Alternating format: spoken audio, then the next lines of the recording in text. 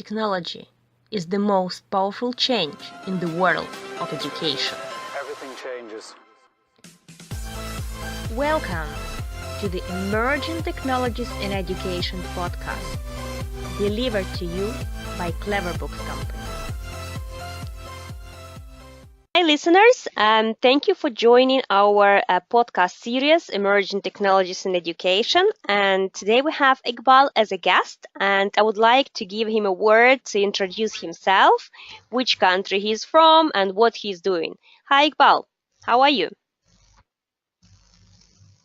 I'm fine. Thank you very much for inviting me to give my views on current and emerging technologies in education. My full name is Iqbal Siddiqui and I am based in Dubai. I run a company called DesignMate. DesignMate Dubai is a subsidiary of DesignMate India, which is based in a city called Ahmedabad. DesignMate India has been in the business of producing digital content for education for the last 17 years. We have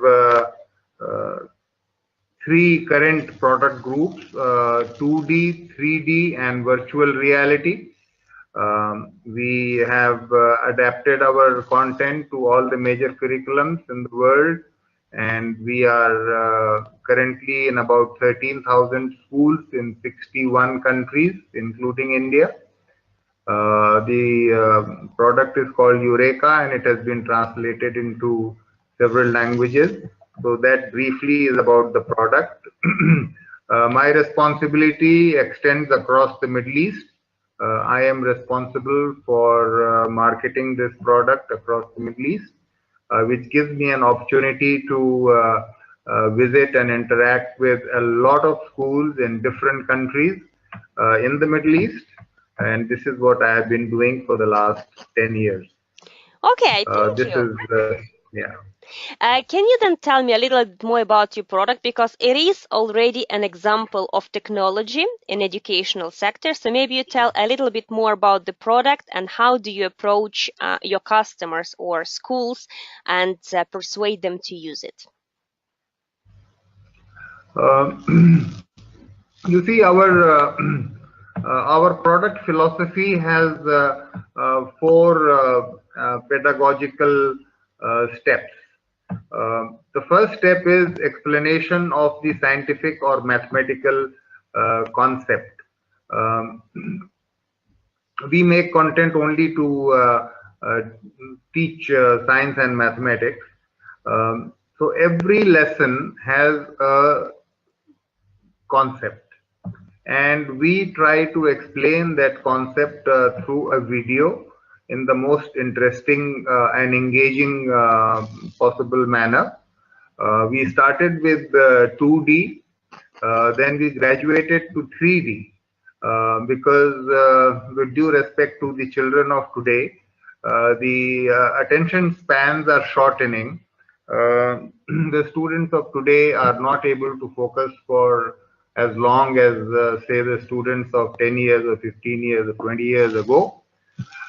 So we believe that we need a product that will hold their interest. So the first step is explaining the concept, the scientific and mathematical concept.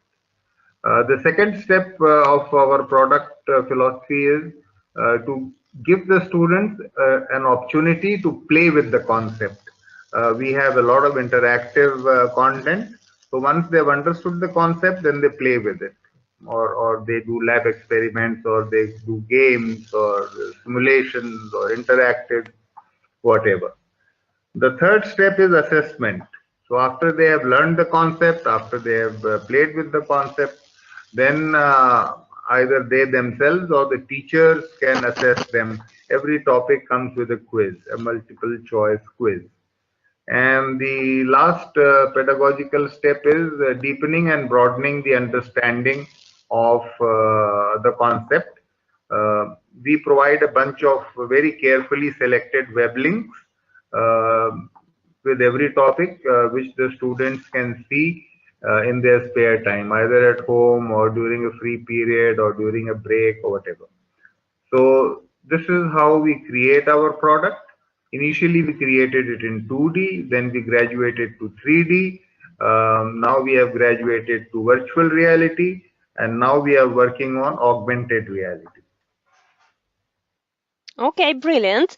And can you tell us a little bit more on how do you talk and how do you ask the educators to try your product or to use at school? And what kind of feedback in terms of benefits do you hear from your customers?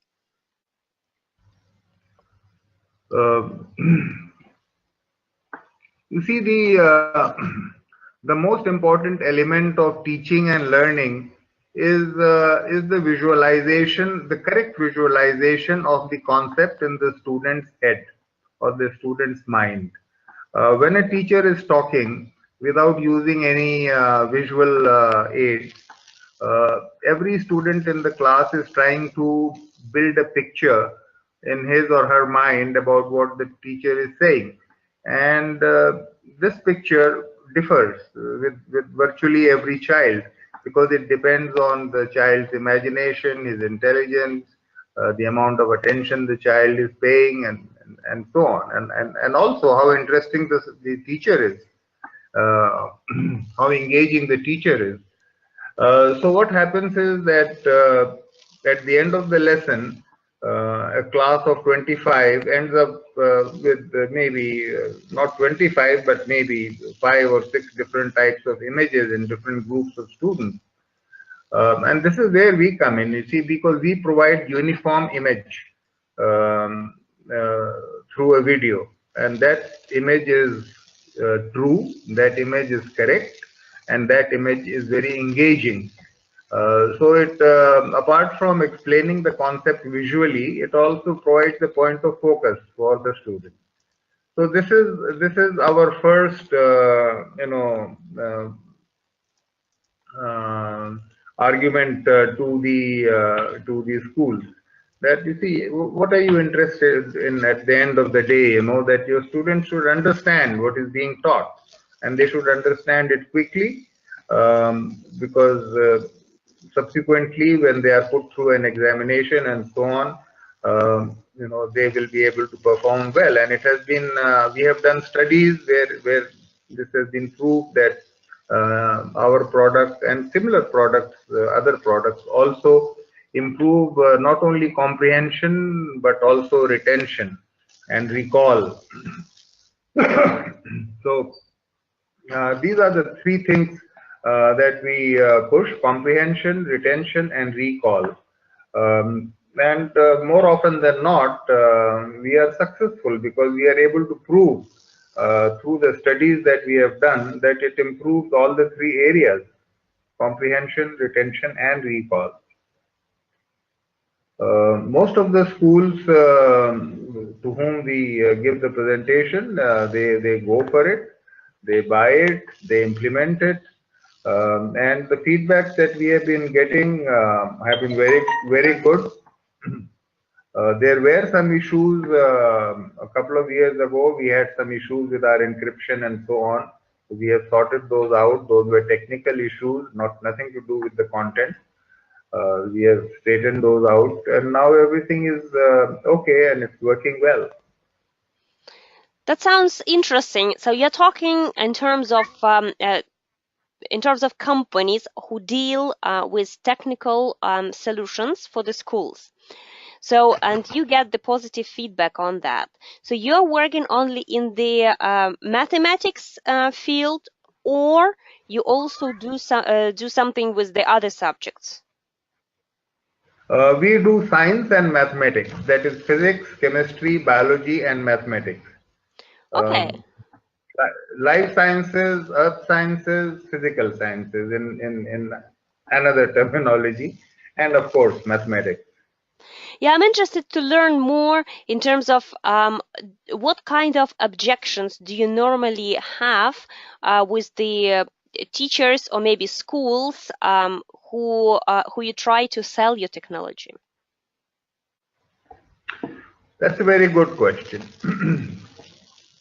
There is a digital divide in every school. That is what I have noticed. the older teachers, let's say the teachers that are 35 and beyond, they are slightly hesitant about embracing new technology or new methods of teaching. They have been teaching the way they are teaching for a number of years, and for them it is difficult to embrace changes like it is for most of us. The younger teachers who are just out of college and who are 25, 30, in that age bracket, they are more responsive to embracing new technologies. They are as excited as the students themselves to embrace new technology. So this is what I have noticed in most schools, irrespective of what kind of school it is, whether it's a government school or it's a private school, whether it's a high-end school or a medium-end school or even a low-end school, which is probably a wrong word to use. I would rather use community schools, which are run on very low budgets, very low fees, and so on. In all categories of schools, I have noticed this, that the older teachers are hesitant and in fact sometimes even resistant to embracing new technology. That's an interesting point. We also heard like a lot of feedback from teachers that this is outside of their comfort zone to use something they don't understand. Yes, exactly. So do you provide? You absolutely the right term for it. Do you provide any specific training or anything that helps them to kind of feel their comfort zone while using new technology? You see, we have the metadata of our product is arranged in such a way that any teacher or anyone who is using our product can reach the content in 4 clicks. 4 clicks. So we have made it very easy to use. A teacher or anybody can learn to use it in maybe 10 minutes. It's so simple to use. But despite that, when a school buys our product, we carry out what is known as teachers training, as many sessions as they want, as many teachers as they want. Sometimes I do the training directly. That means I train the teachers directly myself. Sometimes I train a bunch of trainers from the school who in turn train their teachers. I mean, if the school is very big, for example, it has got, let's say, 5,000, 6,000, 9,000 students. There are schools here in Dubai that are as big as that, 9,000. There is one school which has 15,000 students. So obviously it will not be possible to train all the teachers. So in such cases, I train the trainers who in turn train the teachers. That sounds interesting. By the way, you say that you provide training and kind of arrange everything so they can feel comfortable.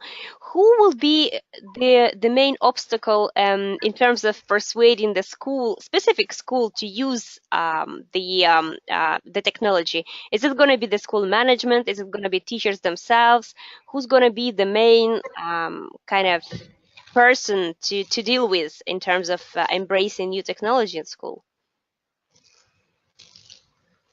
Well, embracing the technology or the level of technology that should exist in a school is always the decision of the management, because it involves investment of money in terms of purchasing the hardware, laying out the local area networks, and so on. So the top management or the owners of the school, they have to buy into the level of technology that should exist in their school. There are some schools whose owners are very upmarket.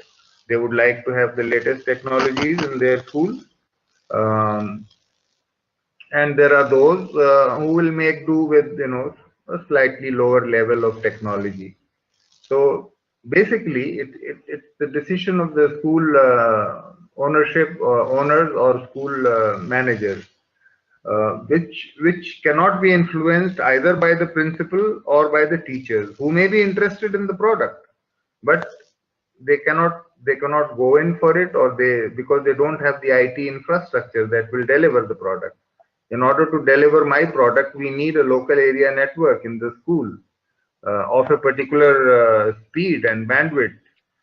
We need a computer in every classroom. We need a projector in every classroom, or at least or a plasma in every classroom. Now the question is the school willing to invest in all this?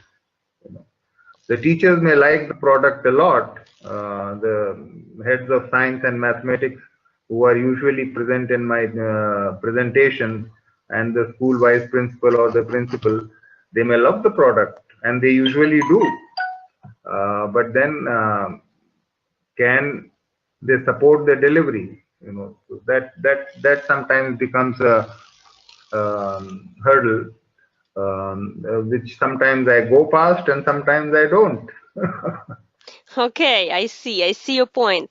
So, do you are you personally, like, for a long time with this company? I mean, can you imagine recollect the first kind of years in the company and the first sales of the product? Was it difficult to sell the product to the teachers or to the schools, and why? Before kind of you got traction and before you got some attention from the users. That's again a very good question. You see, I started selling Eureka here in the Middle East in 2008. And in 2008, it was still early days, for digital content. They were there, but, not so much. So yes, initially it was difficult. To be honest with you, I made my first sale after 11 months. I had started having some doubts, whether I have chosen the right thing to do or not. But then after 11 months, I made the first sale. And after that, it has picked up, and now in the Middle East, we are in 800 schools in 13 countries. Is there any specific country that actually accepts technology in first place? Who would be the most acceptable to technology? It's going to be Asian countries. It's going to be the countries somewhere in Europe, or what is your perspective as the person who develops the technology? Which country will lead the innovation? Who wants to buy first the technology in education?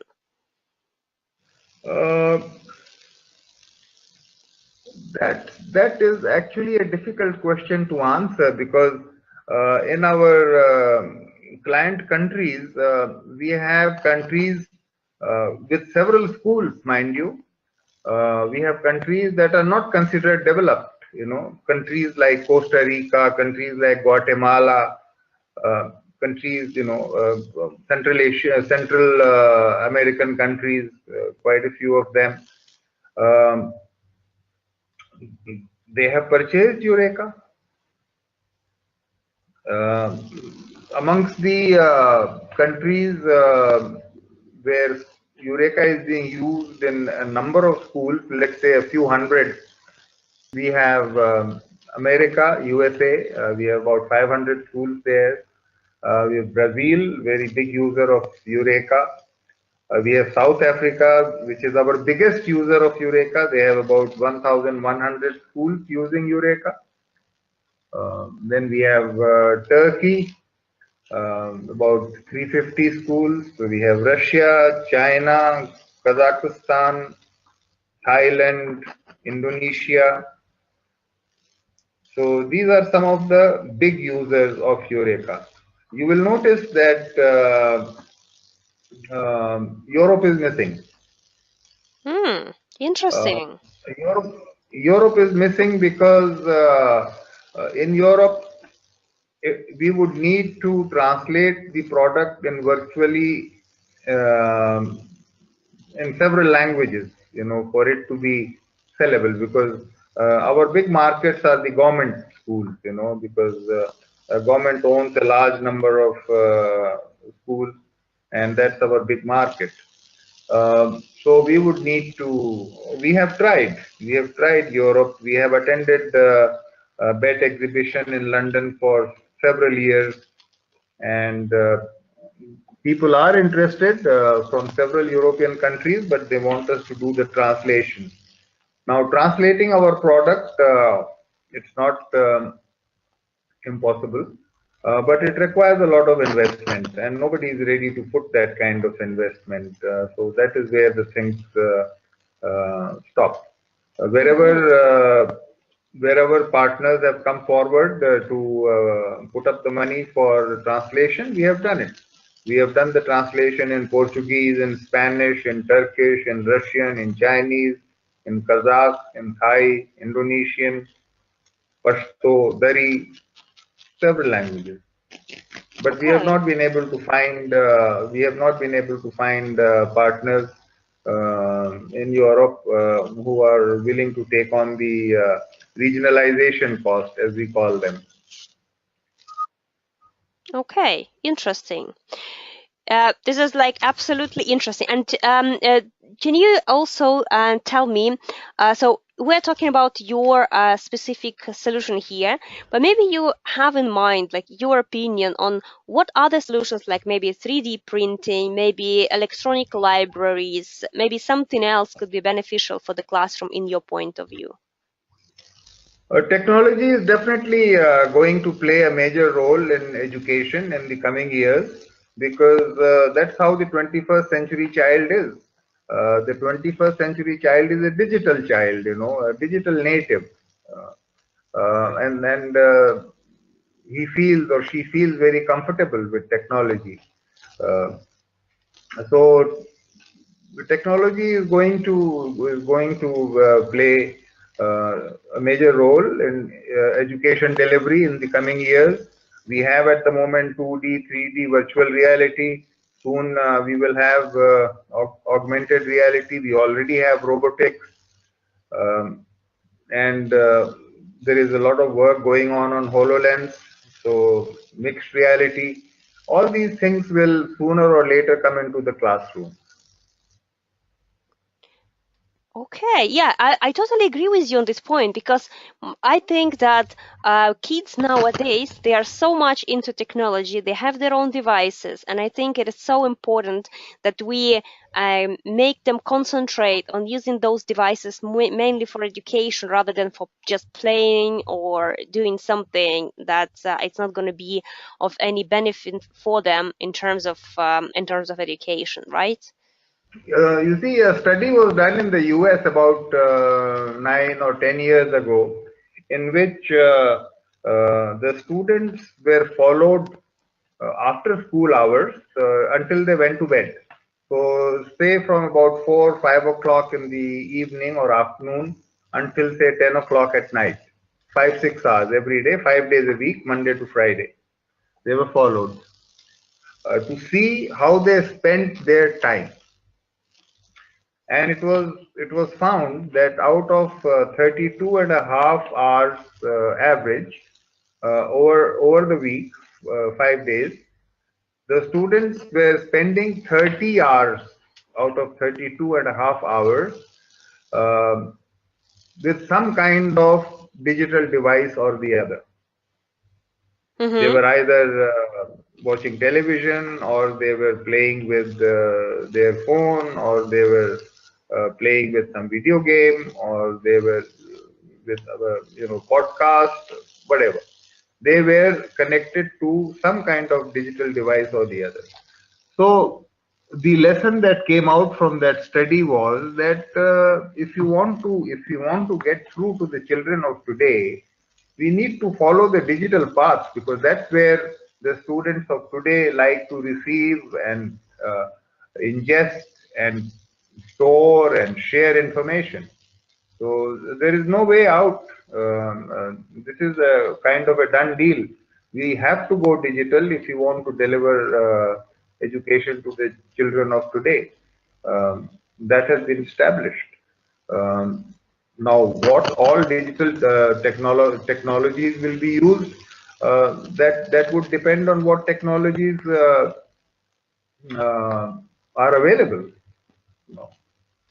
I totally agree with you that it is the new world, it is new people, and it is so much easier to reach out to them through their way, and in this sense, just literally using technology and using the education.